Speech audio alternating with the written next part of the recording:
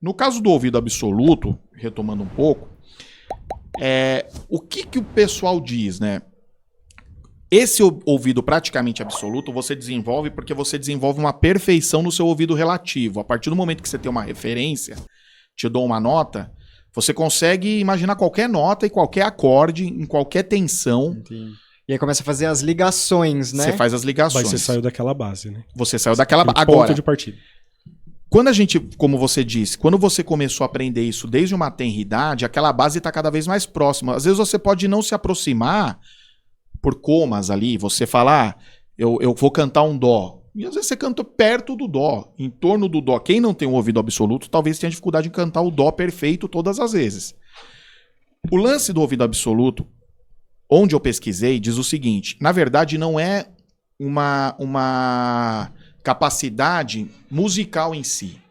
É uma capacidade de uma memória associativa muito forte. Sim. Então veja, a capacidade intelectual é outra, é a memória associativa.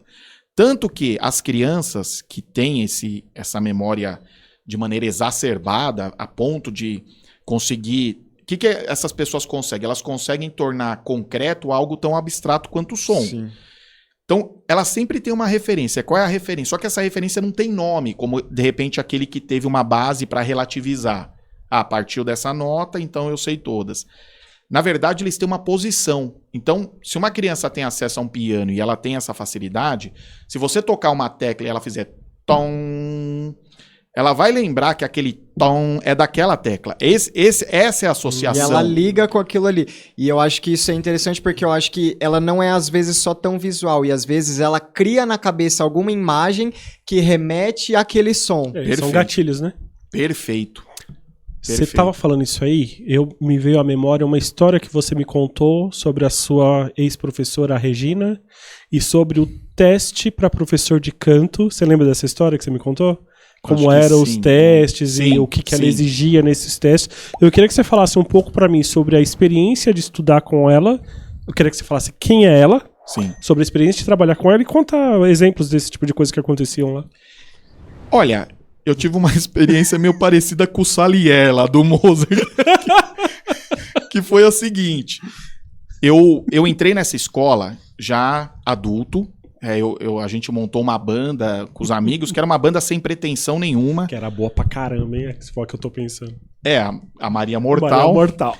E aí, eu tocava trompete nessa banda. Não tinha nada a ver, que o trompete era um instrumento que eu aprendi na igreja. Sim. Inclusive, uma frustração minha é você não tocar trompete até hoje. Que o som que você tirava ali é pra poucos, viu, velho? Obrigado. É sempre muito gentil, né? Eu nunca puxei tanto o saco de um convidado aqui, né? Chega. Fanboy, chega. Tá bom, agora já chega, foi a né? nota, né? Agora eu vou começar a zoar. Não, tô zoando. E aí, Derek, o que aconteceu? Eu fui procurar uma escola porque, sabe, a banda começou, ela era uma banda de blues, começou a migrar meio pro pop, aí o trompete ficou meio ficou pra poucas músicas. E eu não queria ficar lá, ele sabe que eu sou hiperativo, eu não queria ficar lá esperando. Eu falei, bom, eu vou aprender um teclado. Não tinha teclado, só tinha guitarra, baixo, batera e tal. Falei, eu vou aprender teclado para poder tocar todas as músicas e quando precisar do trompete, eventualmente eu toco. Ao Muito invés bem. de você procurar a professora do bairro, você foi procurar uma das melhores daqui, né? Do Brasil. Mas sabe que isso aconteceu muito por acaso? Eu tava num shopping, eu acho que era o shopping até no West Plaza. E tava naquela época que tinha lá um músico tocando, não sei se era época de Natal ou de Black Friday, sei lá o que era, tinha alguém tocando piano. E eu já achei o cara muito bom. E fui lá falar com ele ao final, falei, dá licença e tal. Falei, eu tô pensando em fazer umas aulas de piano, você dá aula. Eu gostei muito, né, da sua técnica, do seu estilo. Ele pegou e falou, rapaz, eu não toco nada. Ele falou, vou te dar um telefone aqui de uma professora, você vai lá na escola dela, mora lá em Pirituba. Você fala com ela e aí você vai ver o que é tocar de verdade. Eu já tinha achado que aquele cara tava bom, que tocava muito, etc. Peguei lá o telefone, liguei, marquei, fui lá. Cheguei lá, era uma senhora, assim, não tinha o menor perfil de musicista. Não dava nada. Dava nada, uma casa normal, não era uma escola. Ela me atendeu, cheguei na sala, já mudou um pouco, porque tinha um piano e tinha uma sanfona. Também, aí que começa a história da sanfona. Tinha uma sanfona, tinha um piano, eu fui lá atrás do piano, do teclado. Conversa vai, conversa vem. Pedi, meio indelicadamente, ao final da conversa, falei, professora, você pode tocar uma música? Pra ver, né? A professora tocando. Quando ela tocou, eu quase caí de costas, mas até então eu não sabia dos talentos dela e tal. Falei, não, é aqui mesmo. Fiz a matrícula, sei lá, acho que paguei até uns 2 meses adiantado pra ver se ela me aceitava mais rápido e fiquei. Comecei a estudar lá. Aí fui descobrindo os talentos dela. Cheguei lá, era uma escola, como eu já tinha essa vivência da música, da igreja, já tinha feito um tempo de escola livre, né, que depois virou Escola Musical Tom Jobim, fiz um tempo de Era ELM, era escola ELM. ELM. ELM. Ou era ULM? Quando começou era ELM, depois mudou para ULM, que era Universidade Livre. É isso aí. E aí depois virou Tom Jobim, né? Aí eu estudei lá um período. Então eu já tinha uma vivência na teoria musical, uma vivência razoável. Então o que aconteceu? Com 1 ano lá de aluno, eu comecei a dar aula. Aula mais de teoria, de leitura, etc. E tinha um perfil curioso a escola, que a maioria era de acordeonistas e daquela geração anterior. Então tinha muita gente com mais idade lá, com 60, 70, 80 anos fazendo aula de acordeon. Claro que muitas vezes a leitura musical para eles era uma coisa muito difícil. Então eu tinha... Até porque já não estava enraizado, e para você ensinar isso para alguém que é mais velho é muito mais difícil, né? Mais complicado. Então eles... E também tinham preguiça. Eles queriam tocar as músicas Saudades de Matão. É a realidade de todo músico. Todo aluno iniciante, né? O cara quer tocar, o cara não quer saber de outra coisa. Isso é verdade. Você vai mostrar pra ele que tem uma necessidade de aprender, mas o cara não quer aprender a ler música. E todo mundo que entrava lá, ela obrigava, tinha que fazer o curso meio completo, assim, não tinha, não, vamos fazer, você só quer tocar, você vai tocar. Ela não deixava. Então eu comecei a trabalhar lá. E aí veio essa história descobrir que ela tinha o ouvido absoluto, e aí entrou a tal da frustração, porque eu me senti como o Salieri. Eu comecei a estudar muito, muito. Pra você ter uma ideia, Derek, eu parei. Depois de um tempo, com outros trabalhos, eu vi que eu tinha condições de me manter 1 ano, eu decidi investir esse ano para ver se eu conseguia viver daquilo. E de fato eu vivi 5 anos de música. Eu trabalhei 5 anos só como músico. Por isso que ele fala, né, músico profissional, ex-músico profissional. Foi quando eu conheci o Cláudio Leal, essa história da harmonia que eu contei para vocês, tal, foi tudo essa época. E aí eu me frustrava, porque eu estudava que nem um maluco, 6, 8, 10 horas por dia, além das aulas que eu dava, e eu percebi em algum momento que eu nunca seria a Regina.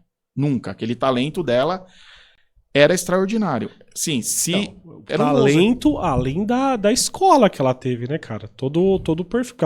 Ela estudou aonde? Quanto tempo ela estudou? Ela nasceu já nessa área ou não? Nasceu. Ela era de Juiz de Fora. Lá os pais dela tinham já conservatório desde que ela nasceu.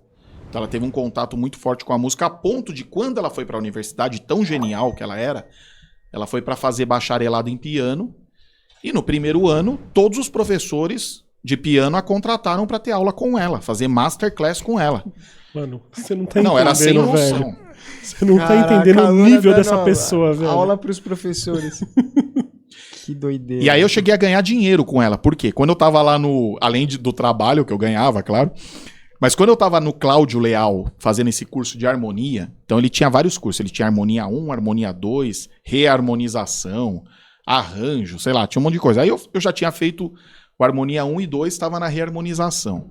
Um belo dia ele chega lá num projeto que, inclusive, eu participei ativamente à época, que era o Brasil da Sanfona, feito pelo Sesc. Um projeto sensacional. Trouxeram Dominguinhos, trouxeram artistas da sanfona do Brasil inteiro. Então, aquele que representava a música gaúcha, aquele que representava a música do Centro-Oeste, ali do Mato Grosso do Sul, o vaneirão, o forró. Eles trouxeram de tudo, e de São Paulo foi a Regina tocar. E a Regina tocava de tudo, inclusive erudito, né, na sanfona. Caramba, nem sabia que dava pra tocar erudito na sanfona, não sabia nem que existia sanfona erudita. Tem. Caramba, tem que, aliás, não sabia, não. Fora do Brasil é muito mais comum. Se você for pegar um acordeonista da Europa, da Áustria, da Itália, eles vão tocar, em geral, erudito. Que são as valsas, né? Que são sim. os boleros, tal, mas com aquela pegada de autores mais antigos, eruditos, né? E aí, nesse projeto, o Cláudio foi lançado um CD, e o Cláudio Leal chega numa aula, que eu tô lá, era uma aula para poucas pessoas, tinham sempre 5, 6 na turma só, e ele falou, pessoal, é o seguinte, antes de abrir a aula, eu tenho que mostrar para vocês uma coisa que eu caí de costas, e, pelo amor de Deus, eu nunca ouvi falar disso aqui, eu ganhei de uma amiga minha que é a produtora, que era a produtora lá do projeto, e ele colocou justamente a faixa que ela gravou, que era uma música chamada Espinha de Bacalhau, um choro, absurdamente difícil, que ela toca todo em bloco, só em acordes assim, e o cara, como ele era professor de harmonia, ele ficou, assim, embasbacado, ele olhava assim, e aí eu reconheci, o cara, ele não tinha como ligar as pontas, eu era o elo ali, aí eu levantei a mão e falei, ó, Cláudio, ela é a dona da escola onde eu trabalho.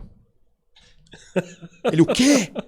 Aí ele começou a questionar, mas como assim? Quantos anos ela tem? Eu falei, deve ter 50 e poucos, quase 60. Ninguém nunca ouviu falar dessa mulher. Ela é uma revelação aos 60 anos, como assim? E de fato, ela tinha levado uma vida de dona de casa. Olha que coisa mais absurda. Isso é muito bizarro. Que doideira. Cara. E aí o cara, como assim? E ficou tal... Bom, aí pra dizer a parte que eu ganhei dinheiro. Só dela ser a dona da escola em que eu trabalhava me trouxe uma credibilidade tal que pra entrar naquela escola do Cláudio tinha que ter uma formação teórica forte já. Sim, sim. Porque sim. ele aplicava uma prova e tal. E aí ele falou, ó, todo mundo que reprovar aqui na prova eu vou mandar pra você lá. Aí você prepara eles pra entrarem aqui. E aí eu comecei a ter um monte de aluno que ia lá tentar entrar na escola, não conseguia, ainda não tinha o nível. Você foi pegando. Isso por causa do nome da Regina. Porque ele ouviu uma única gravação pra ver onde ela chegava. Aí nisso também a importância de você saber fazer os contatos, de você saber o network, fazer o networking, né? E saber se posicionar com as pessoas que você está. Contato é tudo, né, velho? Tudo. Eu tava lembrando na hora que a gente tava falando sobre o ouvido absoluto aquela hora, e foi por isso que eu lembrei da Regina. Você me falou de um dia que houve um professor de música que foi fazer um teste para entrar como professor de canto e ela pedia que ele cantasse as notas específicas. Como que é? Você lembra dessa história, não? Lembro. Conta pra mim, por favor. Então, é um amigo meu, inclusive, hoje, muito amigo. Ele foi fazer o teste e ela pedia pra ele cantar as notas. É assim, Ele exigiu o ouvido absoluto do cara? Ela pedia, você tá aqui, agora canta uma sexta menor, a partir daqui. Ele era muito bom, mas para os nossos padrões terrenos, né? E sempre ela, olha, ela tinha um tique que ela dava uma levantadinha assim, quando ela queria descobrir qual era a nota exata, eu lembro até hoje, ela sempre dava uma olhadinha assim pra cima. E ela falou, olha, tá perto, né? Tá perto, assim. Não ficou exato, mas ela falou, tá bom. Tipo, ela acabou se convencendo que não tinha jeito. Ela não ia conseguir esse professor de canto que fosse preciso como ela era. Porque muita gente reprovava nesse teste dela, né? A não ser que fosse um outro gênio, né? Tanto que outros professores não foram aceitos. Digamos que esse aí foi o que mais chegou perto. E mesmo assim, no teste, ela ficou o tempo... Tipo, eu acho que ele não acertou nenhuma nota. Assim, certa mesmo. Em cima, né? Coral, ela passava mal. Coral que a gente conhece, famosos. Coral do Municipal. Coral da Orquestra Sinfônica do Estado. Ia cantar, era coral, ela passava mal. Falei, não, tá tudo desafinado. Não, você vendo aquela coisa linda, né? Só que como todo gênio, ela tinha seus problemas. Você sabia que ela mal podia caminhar na rua, né? Por conta dos ruídos. Então, pra ela, imagina você ouvir uma buzina, uma mobilete, as pessoas gritando tudo ao mesmo tempo, e aquilo não faz um sentido musical. Aquilo se torna um embaralhado. Só que pra ela é tudo concreto, né? Então ela ficava, nossa, eu tô com um Lá bemol, com Si... com Si bemol, um Lá com natural. Aí ela falava, não tá. E ela passava... Imagina a quantidade de microtons que não deve existir dentro de tudo isso. Sim. E esses microtons, para ela, estão sempre desafinados. E aquilo gera uma massa sonora que várias vezes eu andando com ela ali na rua, ali na Teodoro, quando a gente ia comprar coisas pra escola, que tinha que parar, tinha que sentar, tinha que ter um banco, tinha que fazer Mas ela alguma sente coisa. mal. Senão ela desmaiaria. Caramba, velho. Tomar uma água. Caraca, Porque cara, aquilo era que doideira. concreto na cabeça dela. É o que você falou lá no começo, Derek. Imagina, pra ela, provavelmente, ela tinha ou uma imagem, ou uma cor, ou uma figura sólida. Pra cada nota, ela tinha algo que aquilo trazia. Que representava, né?